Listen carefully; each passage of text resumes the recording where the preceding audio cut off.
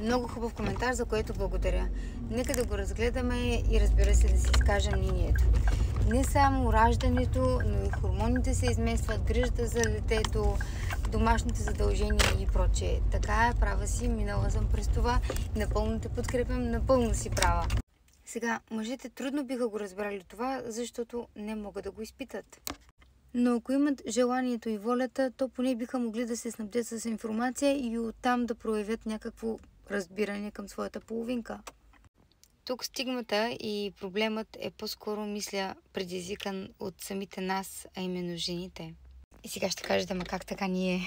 Ами и така, измежду нас има и много силни жени. Първо, тези силните жени си мислят, ако аз мога да се справя с всичко, то означава всеки би трябвало или може да се справи с всичко.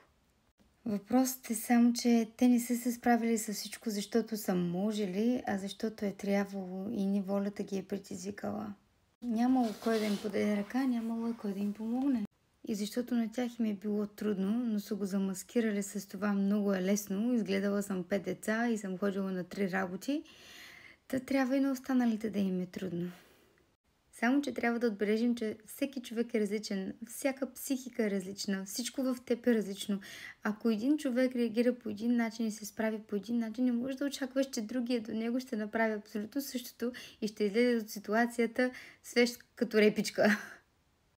Тези типове жени, независимо дали са по-възрастни, носещи предразсъдъците от миналото, където жената е трябвало да прави всичко, или тези от новото поколение, които са много силни, просто защото нямат избор. Тези същите жени насаждат тези мисли в главите на мъжете, а именно, видиш ли, жената може всичко да се справи и това да родиш и да работиш не е кой знае каква работа, всеки може да го свърши. Ако те са могли, всеки може.